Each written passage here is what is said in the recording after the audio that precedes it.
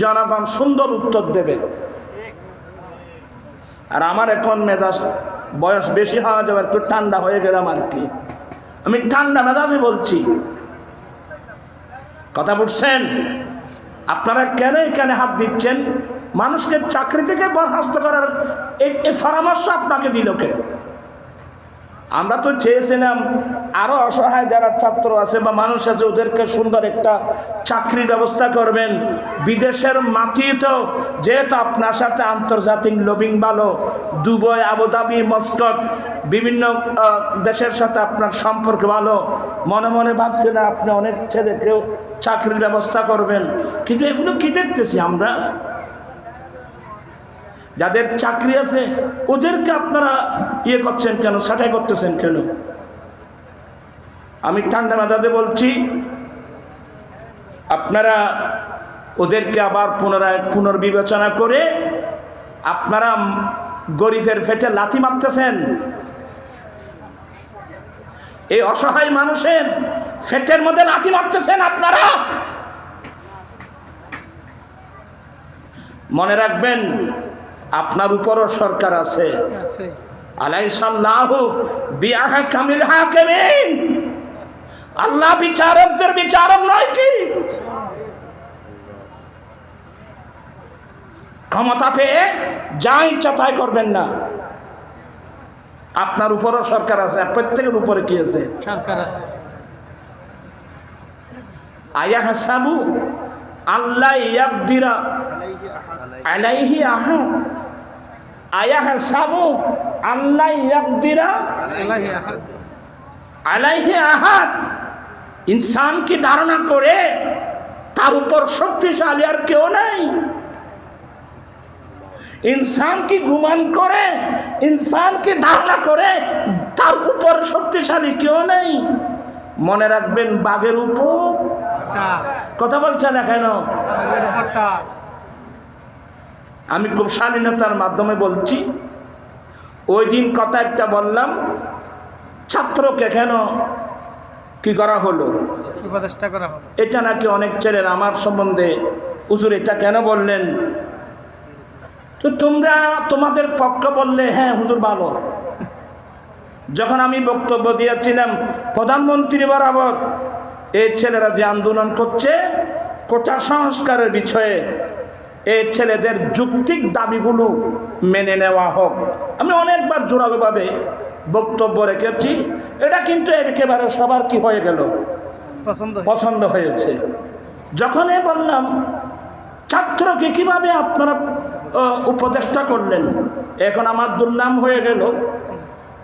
আপনারা সবাই শিক্ষিত লোক, ঠান্ডা মেজাজে আপনারা আমার কয়েকটা কথা জবাব দিবেন। এটা যদি ভুল আমি উদ্র করবো, কোনো অসুবিধা তো নেই। এখানে স্কুলের ছাত্র, স্কুলের স্যার আছে না, মাস্টার আছে না? স্কুল, মাদ্রাসা, কলেজ, ইউনিভার্সিটি, প্রতিষ্ঠান আছে না? আপনার খুব ঠান্ডা মেজাজে আমার কথা বলবেন। আপনারাও শুনুন, একটা যদি চাকরির দরখাস্ত করা হয়, মাদ্রাসায় বলুন, স্কুলে বলুন, যে কোনো ডিপার্টমেন্টে কোনো একটা যদি চাকরি করা হয়, আবেদন করা হয়, তাহলে ওই পদের জন্যে এই পদে কোন মানুষকে নিয়োগ দেওয়া হবে সরকারের কিছু কারণ আছে না? ওনার শিক্ষাগত, ওনার শিক্ষাগত যোগ্যতা কত, বয়স কত, এবং তার মধ্যে তন্মধ্যে সবচেয়ে গুরুত্বপূর্ণ হলো যে ওনার মধ্যে ন্যূনতম 3 বছর কিংবা 5 বছরের একটা কি লাগবে, অভিজ্ঞতা লাগবে। এই কারণগুলো আমাদের দেশে আছে না? কথা বলছেন না কেন? আমি বললাম কি, এ ছেলেরা বুঝলো কি? আমি বললাম আরে বাবা, একটা মাদ্রাসার চাকরি, একটা স্কুলের চাকরি বা যে কোনো ডিপার্টমেন্টের চাকরি নিতে হলে সরকারি বিধান হলো তার কাছে কি লাগবে, তার বয়সের একটা ইয়ে লাগবে, তারপর শিক্ষাগত যোগ্যতা লাগবে, তারপর ওই চাকরিদের মধ্যে ন্যূনতম অভিজ্ঞতা লাগবে। 3 বছর বলুন, 5 বছরে বলুন, 1 বছর, একটা কি লাগবে। অভিজ্ঞতা সার্টিফিকেট লাগবে।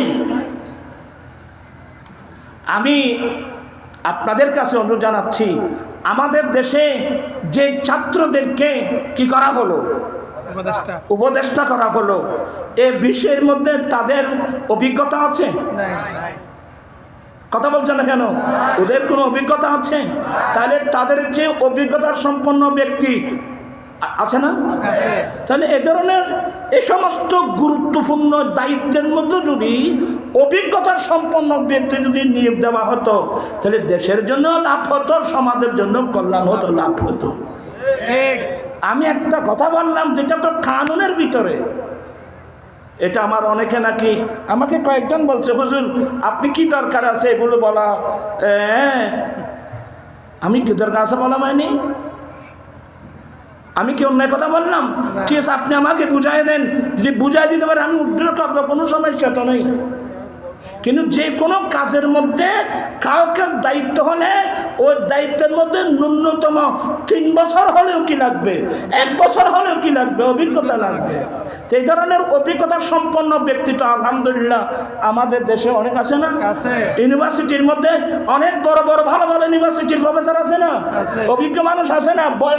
আরে বয়সের একটা তো ব্যাপার আছে।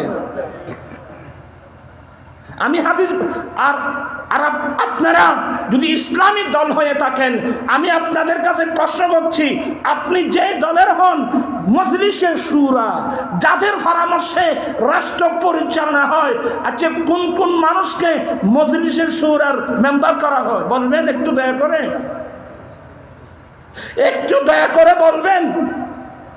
মজলিসে শুরার মেম্বার হওয়ার জন্য তার কি কি লাগবে একটু দয়া করে বলবেন।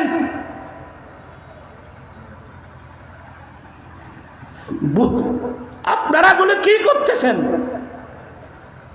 আমি একটা কথা বললাম, আপনাদের চিন্তা করা উচিত ছিল হুজুর এটা কি বলছেন। আমি এটাই বলছিলাম, এরা এখনো ছাত্র, তাদেরকে দোয়া করি তাদের মেধা আরো ভালো হোক, তাদের আদর্শ আরো ভালো হোক, তাদের মেধা আরো ভালো হোক। আমরা তো দোয়া করে যাচ্ছি।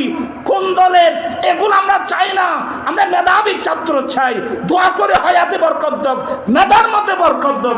কিন্তু বাবা ওদের তো এখনো তো যে দায়িত্ব দেওয়া হয়েছে এ বিষয়ে তাদের তো যথেষ্ট অভিজ্ঞতা হয় নাই। আমি এটাই তো বলছিলাম, আপনারা আমার সমালোচনা করতেছেন। আমি নিজের ছেলের মতো করে সবাইকে ওয়াজ করি, নিজের ছেলের মতো করে আমি বোঝাবার চেষ্টা করি। কিসের জন্যে? যাতে দেশ দশ জাতির কল্যাণ হয়, মঙ্গল হয়। আমার কি আছে এখানে বলেন তো?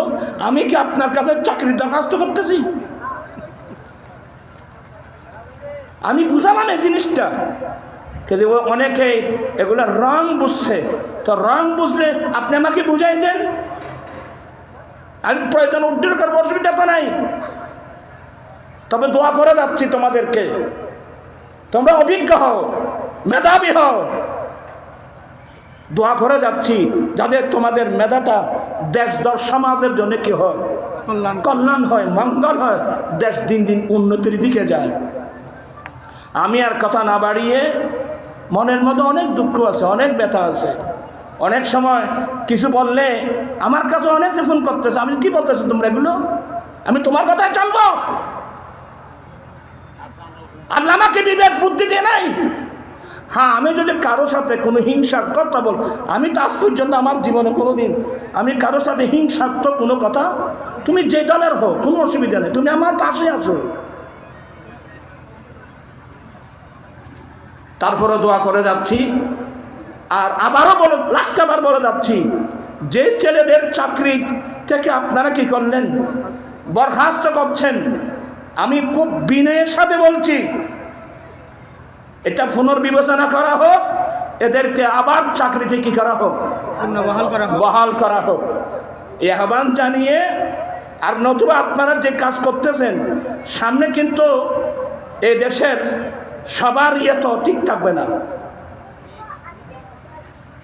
আপনারা যারা স্কুলের ছাত্র, কলেজের ছাত্র, ইউনিভার্সিটির ছাত্র, আমার কথার পিছনে যুক্তি আছে তো? তোমরা কি ফেসবুকে লিখবা?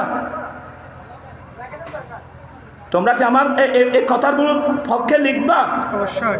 যদি বিবেক থাকে, আমি যে সত্য কথা বলছি এটা সমর্থন করে লিখবা, জাতি উপকৃত হবে, ঠিক জাতি গুমরাহি থেকে রক্ষা পাবে।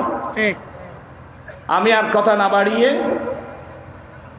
আমি আর এখানে আলামিন বাড়িয়া দরবার শরীফের সাজ্জাদা নসীন আমার আজিজ মুজাহিদ মিল্লত মাওলানা সৈয়দ সাইফুল ইসলাম বারি জিদা মসদু, আল্লাহ হায়াত এলম আমলের মধ্যে আল্লাহ কোটি কোটি বরকত দান করো। ফারুকি ভাই তো আসেনি, উনি আমার জন্য দোয়া করবেন।